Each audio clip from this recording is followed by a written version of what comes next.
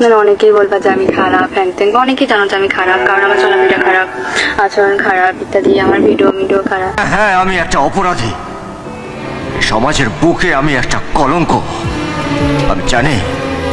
আমি জানি যে তুমি আমাকে ঘেন্না করো, আমাকে তুমি একটা ঘৃণ্য মানুষ ভাবো, কিন্তু কোনো মানুষ তার নিজের ইচ্ছে খারাপ হয় না। কোনো মানুষ তার মায়ের গর্ভের থেকে খারাপ হয়ে জন্মায় না। পেশা তার নিজের ইচ্ছাতে নিজের শরীর বেঁচে না। সময় আর পরিস্থিতি একটা মানুষকে খারাপ করে, তুমি খুব ভালো করে জানো। বিগত 4 মাস আগে স্যার আমার একটা জিনিস দিয়ে ছেড়তেছে, বাট কি নিয়ে ছেড়তেছে ওটা আমি বলতে পারতেছি না, কারণ ওটা হচ্ছে পার্সোনাল। তো ওটা নিয়ে আমার 4 মাস ধরে অনেক ছেড়তেছে। পরে স্যারে বলতেছে যে তার চাহিদা না মেটাতে দিলে ভাইরাল করে দেবে আর কি। তার কাছে কি আছে না আছে আমি নিজেও বলতে পারি না, বাট সে আমাকে অনেক ছেড়তেছে। তারপর বলতেছে যে যায় না ইত্যাদি। তারপরে সে আমাদের বাসায় পড়াইতে আসে, গত বছর থেকে পড়ায়, বাট মোটামুটি মাঝখানে ভালোই ছিল, বাট লাস্টের দিক দিয়ে আছে এরকম নষ্ট ইত্যাদি হয়ে যাচ্ছে। আমার ফ্যামিলির সামনেও ভালো ছিল আর কি। তো আমার আব্বা আম্মুর মন এত পরিমাণে গোলায় ফেলছিল, মনে হয় কি কম, মানে তারে দেখলে এমন ভাবে মনে হতো যে আল্লাহর দেওয়া সাত ফেরেস্তা ইত্যাদি। কথা নাড়া বাড়াই, মূল কথাটা হচ্ছে কি 4 মাস আগে যে ট্রেডটা দিয়েছে, ট্রেডের জন্য আজ আমার এই অবস্থা। সারি আমার এতটা পরিমাণ ট্রেড দিচ্ছে, না পারি আমি কাউকে বলতে, না পারি সেইতে, বাট আমার কাউকে বলা উচিত ছিল যে আমার এটা প্রবলেম হ্যান ত্যান। এর জন্য আমি স্কুলও যাইতাম না। আমার বান্ধবীরা দেখছি, বাট ওদেরকে বান্ধবী না বলেই হয়। আর আমার প্রত্যেকটা বান্ধবীরা চিনতে পারছি, কারণ হচ্ছে কি আমার এই বিপদের সময় ওরা পাশে নেই, উল্টো ওরা নোট দেয় ইত্যাদি দেয়। মানে কি বলবো, মানে ওরা আমার একবারও মেসেজ দিল না বা জিজ্ঞাসা না যে বান্ধবী বা বৃষ্টি কি হয়েছে, এগুলা কি শুনি হ্যাং ত্যাং। একটা বান্ধবী মেসেজ দিছিল, আর তো ওগুলো সব নোট দিয়ে মাইককে জিজ্ঞা ফেলতেছে, আর কি বলবো। সো আমার মাথা কাজ করতেছে না আমি কি বলবো না বলবো।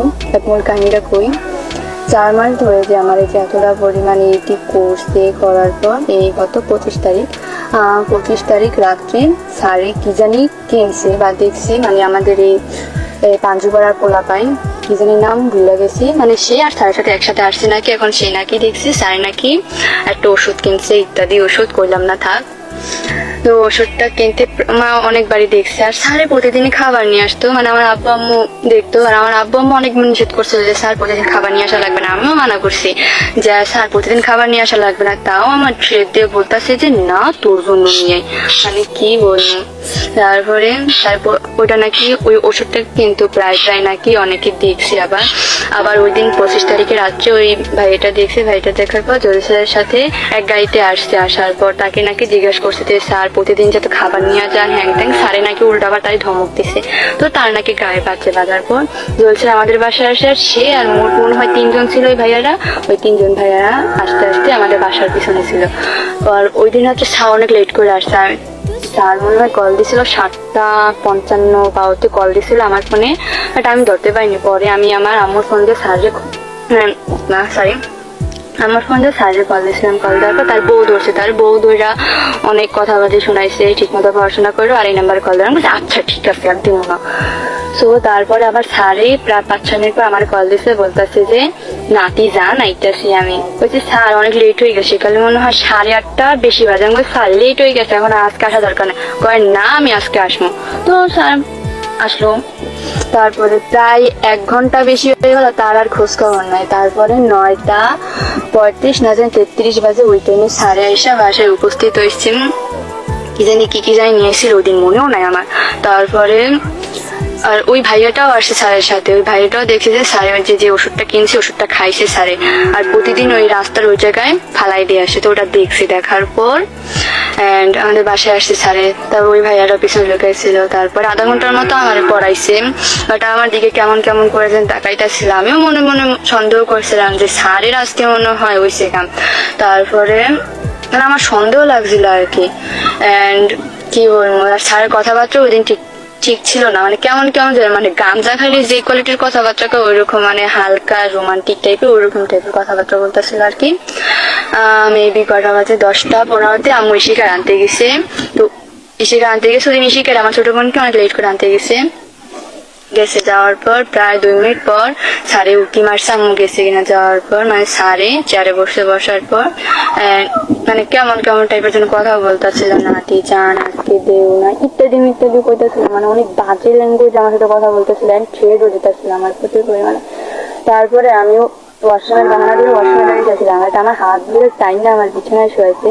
ওই 3টা ভাইয়া শুনছে কিনা কইতে পারি না, ওই 3টা ভাইয়া নাকি তা শুনছে যে সারে আমার ভুল লেগেছে, কিন্তু ওই জায়গায় আমি আম্মুকে বলছিলাম আম্মু তাড়াতাড়ি ইশিকা আনতে যাও, কারণ ইশিকার ছুটিটা 9:30, আম্মু গেছে 10:15, প্রায় 45 মিনিট লেট করছে। তো আমার বলছে আম্মু তাড়াতাড়ি ইশিকার আনতে যাও, ইশিকা মনে করতেছে আম্মু আমার ভুলেই গেছে, কিন্তু 3টা ভাইয়া শুনছে যে স্যার আমার ভুল লেগেছে, মানে কতটা পরিমাণে বেশি শুনলে যাওয়া হয় আর কি। তো মানে স্যারে আমাকে মানে জোর করে হাতটা প্ল্যান করছে, স্যার আমি মাপ চাই আজকে না, প্লিজ মাপ চাই। তারপরে সে আমার জবরদস্তি কইরা, মানে কি বল জবরদস্তি কইরা আমার ব্যাগ টাচ করতেছে, তারপরে আমার প্যান্টে হাত দিছে আস্তে আস্তে, কি বলবো যেটা তোমরা তো ভিডিওতে দেখছো। আর ওইটাকে অনেকে মনে করবা যে মানে আমি ইচ্ছাকৃত ভাবে করতেছি, কিন্তু আসলে আমি থেকে অনেক পরিমাণে ছেড়ে দিছে। বাট কি বলবো, আর থ্রেডের আমার কাছে কোনো প্রমাণ নাই, যেটা সত্যি কথা, যে পরিমাণ থ্রেড দিয়েছে ওটার কোনো প্রমাণ নাই। প্রমাণটা হচ্ছে গিয়া স্যারের এই ভিডিও, স্যারের সাথে আমি ইত্যাদি করছি, হ্যাং করছি, ত্যাং করছি। তো তোমরা যে যাই মনে করো, বাট সব আল্লাহ দেখছে, আল্লাহ বিচার করবে, আল্লাহ ছাড় দেয় ছাড় দেন, এটা সবাই মনে রাখো, ঠিক আছে? দেখো অনেক কথাই বললাম, লাস্ট একটা কথা কই, আমি চাই স্যারের বিচার। আর তোমরা যদি বলো যে আমার বিচার চাও হ্যাং ত্যাং, সরি লিপস্টিক সেরে গেছে, তোমরা যদি চাও আমার বিচার, কি বলবো, তোমরা যদি বিচার তো ওটা তোমাদেরই আল্লাহ বিচার করবে, কারণ হচ্ছে কি আল্লাহ সবই দেখছে আমার সাথে কি হয়েছে না হয়েছে। তারপরে লাস্টে ওই যে ভিডিওতে বললাম যে কে ভাই ওইটা আমি মানে কি বলবো, এমনিতেও আমি অনেক পরিমাণে ভয় ছিলাম, স্যার আমার সাথে কি করতেছে না করতেছে আল্লাহ আয়োজন দিছে, মানে স্যার কি করতেছে না করতেছে এমনি ভয় ছিলাম। পরে হঠাৎ করে জানলার দিকে তাকায় দেখতেছি যে একটা ফোনের মোবাইল, প্রথমে একটা আঙ্গুল দেখছি, আঙ্গুল দেখার পর আমি প্রথম চিক করে নেওয়া ধরছিলাম, পরে দেখে একটা ফোনের ক্যামেরা বেরিয়েছে। পরে আমি মানে এতটা পরিমাণে ভয় পেয়ে গেছিলাম যে বললাম যে কে ভাই ওই জায়গায়।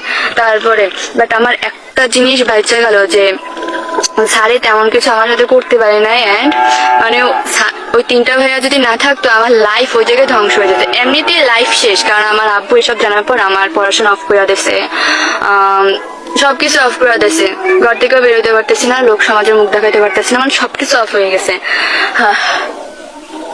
সো একটাই কথাই বলবো, আল্লাহ দেখছেন, আল্লাহ ছাড় দেয়, ছাইড়া দেয় না, বুঝছো? তো অনেক কথাবার্তাই বললাম, তো তোমরা কি কি মনে করো আমি জানি না, বাট আমার মনের ভিতরে যে কথাবার্তা ছিল ওগুলোই বললা দিছি। এখন স্যারে যদি তোমরা যে স্যার আমাকে ট্রেড দিছে হ্যান দিছে, বাট এটা আমার কাছে কোনো প্রমাণ নাই, বাট আল্লাহর কাছে প্রমাণ আছে, আল্লাহ দেখছে ওইটা।